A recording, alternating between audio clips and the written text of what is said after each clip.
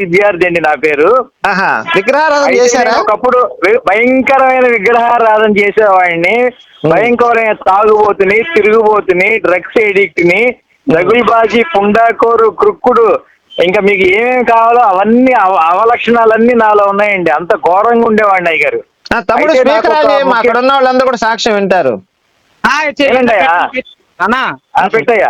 అయితే ఒక రోజు నాకున్న వ్యసనం ఏంటంటే, ముఖ్యమైన వ్యసనం ఏంటంటే వ్యభిచారం చేయటం. బాగా వ్యభిచారం చేసేవాడిని. నేనే బాగా వ్యభిచారం చేసేవాడిని. కనిపించిన అమ్మాయికి డబ్బులు ఇచ్చి గానో, మాయ మాటలు చెప్పో, ఏదో రకంగా లొంగ తీసుకొని బాగా వ్యభిచారం చేస్తూ ఉండేవాడిని అయ్య గారు. అయితే ఒక రోజు మేము తాడేపల్లిగూడెంలో ఉండేవాళ్ళం. అక్కడ కిరణ్ పాల్ చర్చ్ ఉంది కదా, కిరణ్ పాల్ చర్చ్ అని ఉంది ఒకడు. కిరణ్ పాల్ అని ఒకడు ఉంటాడు, పాస్టర్ గాడు. తెలుసా ఎవరికన్నా? ఎక్కడది? తాడేపల్లిగూడెం. తాడేపల్లిగూడెం అంటే ఆంధ్రాకండి? అవునండి, ఆంధ్రానే. అప్పుడు మేము ఆంధ్రాలో ఉండేవాళ్ళం. అవునా? నేను పాస్టర్ కాకముందు ఆంధ్రాలో తాడేపల్లిగూడెంలో ఉండేవాడిని. అక్కడ కిరణ్ పాల్ చర్చ్ ఉండేది. ఆ చర్చ్ పక్కన లంజల కొంపలు ఉండేవి, పెద్ద పెద్ద లంజల కొంపలు ఉండేవి అక్కడ. మొత్తం పెద్దాపురం అవన్నీ వేసులు అనమాట, అంతా లంజలు ఉండేవాళ్ళు. అయితే నేను ఆ లంజల కొంపలకి వెళ్తూ ఉండేవాడిని.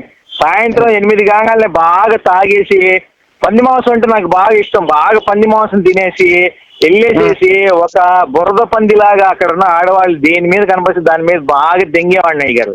ఈ రోజు పని ఇంక ఇదే నాది. బాగా వ్యభిచారం చేస్తూ ఉండేవాడిని, దెంగి పెట్టేవాడిని. అసలు కొంతమంది అయితే ఆ వ్యభిచారం నిర్వహించే పేరు మరియమ్మ అనమాట. ఆ మరియమ్మ దగ్గరికి వచ్చి వ్యభిచార కొంపలు నిర్వహించేది ఉంటుంది కదా, లంజల కొంపలు నిర్వహించే హెడ్ ఉంటుంది ఒక ఆమె పేరు మరియమ్మ. ఎక్కడ ఊర్లో? తాడేపల్లిగూడెంలో. తాడేపల్లిగూడెంలో. ఇప్పుడు కూడా మీరు మరియమ్మ లంజల కొంపలు అంటే ఎవరైనా తీసుకెళ్ళిపోతారు. రిక్షా ఎక్కగానే మరియమ్మ లంజల కొంపలు అంటే తీసుకెళ్ళిపోతారు, డైరెక్ట్ గా తీసుకెళ్ళిపోతారు, ఇంకెక్కడికి తీసుకెళ్ళిపోతారు. తాడేపల్లిగూడెంలో అండి? అవునండి, తాడేపల్లిగూడెంలోనే. అయితే ఏనండి, మధ్యలో డిస్టర్బ్ చేయమాకండి. అయితే ఒక రోజు ఏం చేశానంటే, నేను బాగా మందు తాగి పంది మాంసం తిని ఆ మరియమ్మ లంజల కొంపలకి వెళ్ళాను అనమాట. వెళ్ళి ఒక దాన్ని బాగా వేస్తుంటే పోలీసు వ్యాను కుయ్యి అని శబ్దం వినపడంగానే ఇంకా నాతో పాటు మిగతా వీటిలు వాళ్ళందరూ ఉంటారు కదా, వాళ్ళందరూ పారిపోతున్నారు. ఎక్కడోళ్ళు అక్కడ పారిపోతుంటే వ్యభిచారం చేసేవాళ్ళేనా? అవునండి, వ్యభిచారం చేసే చదువుకోలేదయ్యా మేము. అదే అండి, వ్యభిచారం చేసే మగవాళ్ళని విటులు అంటారు. వ్యభిచారం మగవాళ్ళందరూ ఏం చేశారు, ఇంకా ప్యాంట్లు, డ్రాయర్లు, చెప్పులు పట్టుకొని పరిగెత్తుకుంటూ వెళ్ళిపోయారండి అందరూ.